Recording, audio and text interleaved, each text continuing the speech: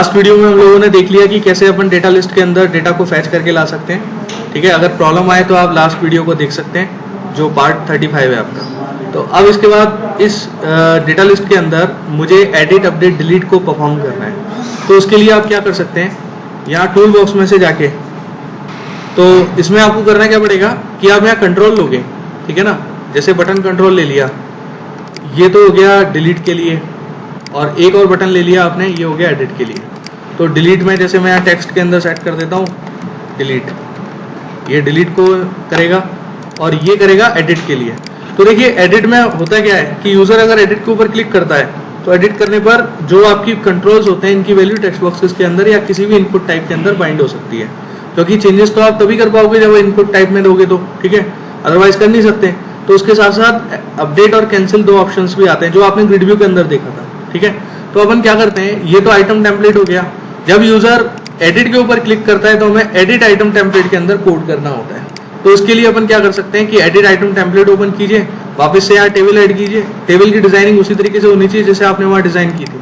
तो आपने जैसे यहाँ एक तो कॉलम और 4 रो की आपने एक टेबल बना ली, ये टेबल आ गई।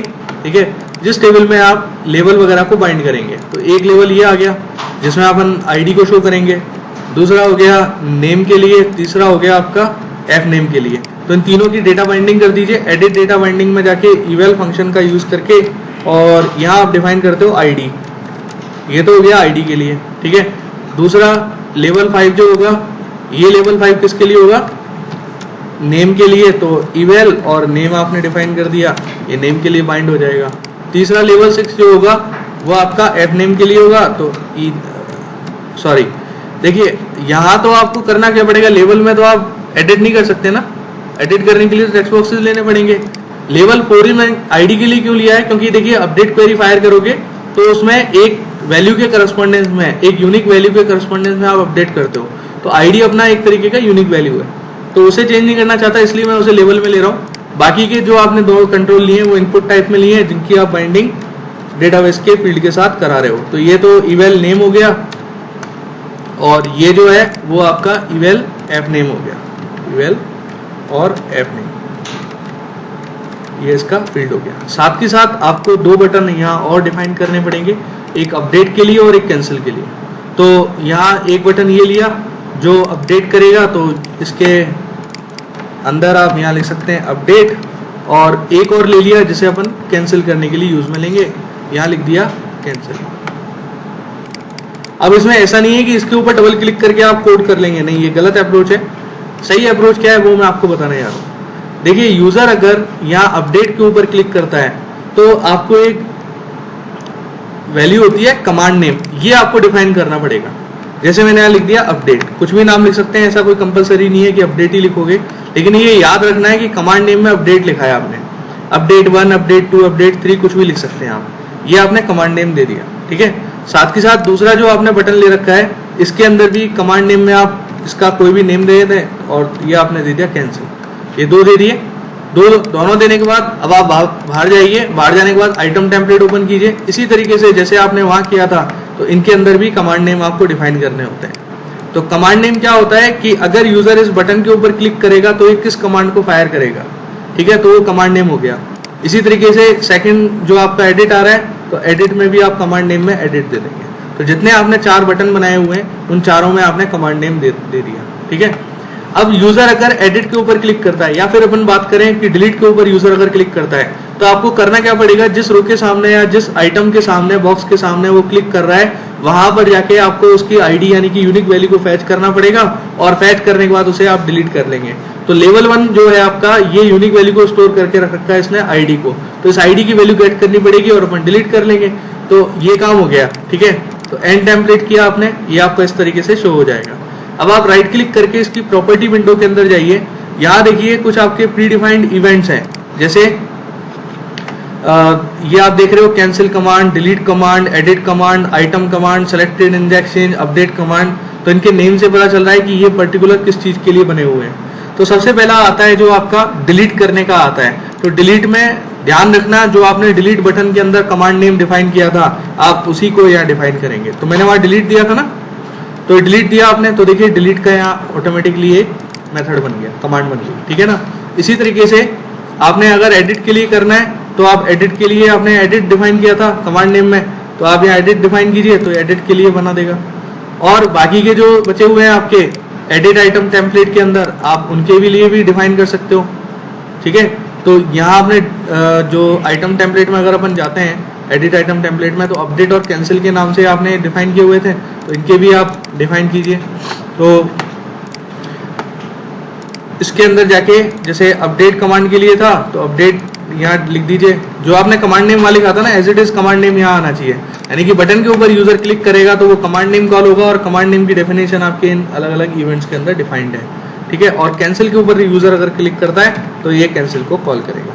तो चारों इवेंट्स आपके यहाँ डिफाइन हो गए। अब आपको सिर्फ आईडी की वैल्यू ऐड करनी है, डिलीट करने के लिए, एडिट करने के लिए आपको तीनों की वैल्यू ऐड करनी है, आईडी नेम और एफ नेम, जिसके करस्पॉन्डेंस में आप एडिट करेंगे, अपडेट करने के लिए अपडेट क्वेरी और कैंसिल करने के लिए कैंसिल। तो डिलीट करने के लिए सबसे पहले काम क्या होगा, आपको आईडी की वैल्यू ऐड करनी है, तो स्ट्रिंग आईडी लिखा आपने और यहाँ आप लिखेंगे, अच्छा जिस कंट्रोल की वैल्यू फैच करने जा रहे हो पहले उसका क्लास नेम आप यहाँ डिफाइन करते हैं, आपने यहाँ लेवल डिफाइन कर दिया, डेटा लिस्ट 1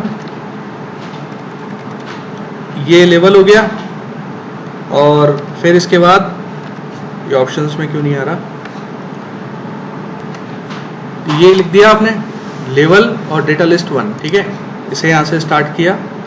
अब इस डेटा लिस्ट 1 के अंदर जैसे आप वहां तो रोज को लेते थे ग्रिड व्यू के अंदर, यहाँ आते हैं आपके आइटम्स, ठीक है ना। इस कलेक्शन में ई डॉट, ई ऑब्जेक्ट है आपका data list command event argument, E dot लिखा आपने, तो ई डॉट आइटम इंडेक्स प्रॉपर्टी का यूज करके आप उस इंडेक्स को गेट कर सकते हो जिस इंडेक्स पर आपका ये लेवल कंट्रोल है। तो फाइंड कंट्रोल में आपको पता है कि लेवल 1 के अंदर अपना आईडी बाइंड हो रहा है, तो ये लेवल 1 लिख दिया आपने, और इसे लिखने के बाद यहाँ लिख दिया डॉट टेक्स्ट, तो ये उसके टेक्स्ट को रिटर्न कर देगा। एक बार इसे प्रिंट करा के देख लीजिए तो आपको पता चल जाएगा कि आईडी की वैल्यू हमें प्रॉपर्ली मिल रही है या नहीं मिल रही। फिर उसके बाद बहुत आसान काम हो जाएगा, सिर्फ आपको एसक्यूएल क्वेरी रन करनी है जिससे आप डिलीट कर सकते हो। तो यहाँ देखिए डिलीट के ऊपर क्लिक करता हूँ तो ये 1 रिटर्न कर रहा है, और अगर इस डिलीट के ऊपर क्लिक करता हूँ तो ये 2 रिटर्न कर रहा है। तो आईडी मिल गया ना अपने को, और आईडी अगर मिल गया तो इस आईडी के व्याप पर आप क्या कर सकते हैं, डिलीट कर सकते हैं। तो मैं यहाँ कोड में लिख देता हूँ string S equal to delete from info where ID equal to, ID कहां से आएगा प्लस इस आईडी से, ठीक है।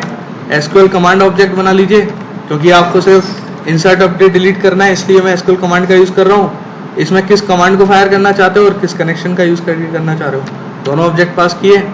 cmd dot execute non query method का यूज करके आप क्वेरी एग्जीक्यूट करेंगे, ठीक है। और इसको करने से पहले आपको कनेक्शन को ओपन भी करना पड़ेगा, बिना ओपन किए तो आप ये काम कर ही नहीं सकते। ये कॉन डॉट ओपन किया और क्वेरी जब आपकी एग्जीक्यूट हो जाती है सक्सेसफुली तो आप कनेक्शन को क्लोज कर दीजिए, तो ये कनेक्शन क्लोज हो गया। अच्छा, अब ये आपको करना क्या पड़ेगा, ये आपने मेथड यहाँ लिखा था, इसे आप एक मेथड में कन्वर्ट कर दीजिए। तो मेथड में कन्वर्ट करने का तरीका क्या होता है, नहीं तो ये कोड आपको वापस से कॉल करना पड़ेगा ना अपडेट करने के लिए डेटा लिस्ट को। तो राइट क्लिक करके और यहाँ आप जा सकते हैं रीफैक्टर्स, ऑर्गेनाइज यूजिंग, ये ऑप्शन चेंज हो गया है, पहले आपके अलग था, इसके अंदर ये आ नहीं रहा है इधर। एक रीफैक्टर के नाम से ऑप्शन आता था, ये open action and refactoring, okay. Extract method, अच्छा ये बन गया न्यू मेथड, ऑटोमेटिकली क्रिएट कर लिया इसने। नाम आप चेंज कर सकते हैं, जैसे आपने लिख दिया है यहाँ फिल डेटा लिस्ट, ठीक है। जो मेथड आपने यहाँ डिफाइन किया है उसे आप यहाँ भी डिफाइन कर दीजिए, और कहने का मतलब ये हुआ कि फिल डेटा लिस्ट को अब आप कॉल कराएंगे, ये आपका मेथड यहाँ डिक्लेयर हो गया, ठीक है। तो ये आपने इस तरीके से बना लिया। अब अपन इसे एग्जीक्यूट करा के देखते हैं कि डेटा अपना डिलीट हो रहा है या नहीं हो रहा। तो अगर मैं इसके ऊपर क्लिक करता हूँ तो ये रिकॉर्ड आपका डिलीट हो जाएगा और ये एम्प्टी रह जाएगा, सिर्फ एक ही आपका रिकॉर्ड रहेगा। तो ये इस तरीके से अपन डिलीट कर सकते हैं। अब डिलीट करने के बाद अब बात आती है एडिट करने की। तो एडिट करने पर लॉजिक क्या होगा कि यूजर अगर एडिट के ऊपर क्लिक करेगा तो उसके क्लिक करने पर आपको एडिट आइटम टेम्पलेट को ओपन करना है। क्यों?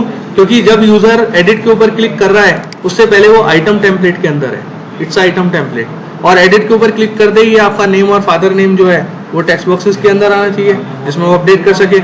तो उस काम को करने के लिए आप यहाँ कोड करते हैं data list 1 dot edit item index equal to E dot item index से आप उस पर्टिकुलर आइटम के इंडेक्स को गेट कर सकते हैं। देखिए ये लॉजिक अपने तब समझ में आएगा जब अपने एक टेबल में मोर देन 1 आइटम्स होंगे। तो मैं कुछ आइटम यहाँ ऐड कर देता हूँ, ठीक है। तो टेबल आपने ओपन की, इसमें कोई वैल्यू डाली, यहाँ 2 डाल दिया, फिर एक कोई वैल्यू डाली, यहाँ आपने 3 डाल दिया। तो 3 वैल्यू डाल दी आपने, ठीक है। वैल्यू डालने के बाद अब आपको करना क्या है, आइटम इंडेक्स को ओपन करना है। Data list 1 dot edit item index से आप उस आइटम इंडेक्स को कॉल करेंगे और फिर फिल डेटा लिस्ट का यूज करके उसे आप फिल कर लेंगे। अब आप इसे एग्जीक्यूट करा के देखें तो आपके कॉन्सेप्ट समझ में आएगा। तो डिफॉल्ट डॉट ASPX पे राइट क्लिक करके व्यूइंग ब्राउजर किया मैंने। तो देखिए अगर मैं एडिट के ऊपर क्लिक करता हूँ तो ये मेरा आपका चेंज हो गया, जहाँ मैं यूजर से वैल्यू ले सकता हूँ। तो जैसे मैंने यहाँ लिख दिया योगेश शर्मा, और यूजर फिर अपडेट करेगा या कैंसिल करेगा। अगर यूजर कैंसिल के ऊपर क्लिक करता है तो वापस से आइटम टेम्पलेट ओपन हो जाना चाहिए। अभी एडिट आइटम टेम्पलेट के अंदर अपन यहाँ है। तो उसे कॉल करने के लिए आपको करना क्या पड़ेगा, अगर यूजर कैंसिल करता है तो इसी प्रॉपर्टी के अंदर data list 1 dot item index edit item index के अंदर आप -1 पास कर दीजिए और दोबारा से फिल करने के लिए फिल डेटा लिस्ट को कॉल कर लीजिए। तो देखें आप यहाँ अगर कैंसिल के ऊपर क्लिक करता हूँ तो ये वापस से बाहर आ गया, इस एडिट के ऊपर क्लिक करा, कैंसिल के ऊपर आया तो बाहर आ गया।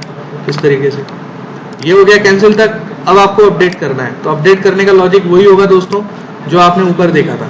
सबसे पहला काम होगा आईडी की वैल्यू गेट करना। तो अपडेट के अंदर जाके मैं आईडी की वैल्यू गेट कर लेता हूँ, लेकिन यहाँ लेवल जो होगा वो 4 होगा, ठीक है, जिस वैल्यू को आप गेट करना चाह रहे हो। इसी तरीके से आप नेम और ऐप नेम की वैल्यू भी गेट कर सकते हैं। तो मैं यहाँ लिख देता हूँ स्ट्रिंग नेम, ये नेम लिखा, नेम आ रहा है टेक्स्ट बॉक्स से, तो आप टेक्स्ट बॉक्स क्लास का नेम यहाँ डिफाइन कर देंगे और यहाँ आप लिख देंगे टेक्स्ट बॉक्स 1, ठीक है। तो ये आपको नेम पॉपुलेट करा देगा। इसी लाइन को कॉपी करके यहाँ आप लिखते हैं एफ नेम टेक्स्ट बॉक्स 2 और इधर आप लिखते हैं एफ नेम। तीनों पैरामीटर आपको मिल गए। तीनों पैरामीटर मिलने के बाद अब आप ये चीज यहाँ देखो इस तरीके से इंप्लीमेंट कर सकते हो। तो ये कोड मैं यहाँ से कॉपी पेस्ट करके ज़्यादा टाइम ना लेते हुए इसे यहाँ इंप्लीमेंट कर देता हूँ। तो सिर्फ आपकी एक क्वेरी चेंज होगी, अपडेट इन्फो सेट, पहले क्या देना है आपको, नेम देना है। Name equal to single quotes double quotes, ये नेम वेरिएबल आ गया, plus F name equal to single quotes double quotes F name plus double quote single quotes, ठीक है। ये आपने सेट कर दिया। आपने दोनों पैरामीटर पास कर दिए। दोनों पैरामीटर पास करने के बाद यहाँ एफ नेम पास कर दिया और आईडी की वैल्यू पास कर दी। तो ये अपडेट क्वेरी फायर करेगा। सीएमडी के अंदर आप पास कर रहे हो, एसक्यूएल कमांड ऑब्जेक्ट के अंदर कनेक्शन ओपन किया, एग्जीक्यूट नॉन क्वेरी मेथड को एग्जीक्यूट किया, कनेक्शन क्लोज किया और फिल डेटा लिस्ट भी आपने इंप्लीमेंट कर लिया, ठीक है। तो ये डेटा लिस्ट आपका फिल हो जाएगा। तो इस तरीके से आप अपडेट भी कर सकते हैं। तो अब मैं इसे रन करा के देखता हूँ कि इट्स वर्किंग और नॉट। अब देखिए इसमें मैं अपडेट करना चाह रहा हूँ, तो यहाँ मैंने लिख दिया योगेश और नीचे मैंने लिख दिया शर्मा, ठीक है। ये दो वैल्यू सेट की, अपडेट के ऊपर क्लिक करा तो वापस से, अच्छा वापस से नहीं आया ना, ये आपका डेटाबेस में अपडेट हो चुका है लेकिन यहाँ पर ये शो नहीं कर रहा। आप रिफ्रेश करके देखें, ये अपडेट हो चुका है लेकिन वहां शो नहीं कर रहा। वो क्यों नहीं कर रहा, क्योंकि वो एडिट आइटम टेम्पलेट से आइटम टेम्पलेट में आ ही नहीं रहा है। तो आप ये जो लाइन ऑफ कोड लिखा था आपने, ये लाइन ऑफ कोड आपको यहाँ लिखना पड़ेगा बाहर लाने के लिए, ठीक है। ये हो गया। अब इसके बाद वापस से एग्जीक्यूट कराएं तो आप देखें अपडेट के ऊपर क्लिक करेंगे तो ये अपडेट हो गया। इसी तरीके से आप यहाँ भी करना चाहते हो, आपने लिखा रवि और फिर यहाँ लिख दिया शर्मा और फिर अपडेट के ऊपर क्लिक करा तो ये रवि शर्मा हो गया। तो इस तरीके से आप डेटा लिस्ट के अंदर एडिट, अपडेट और डिलीट को परफॉर्म कर सकते हो, ठीक है।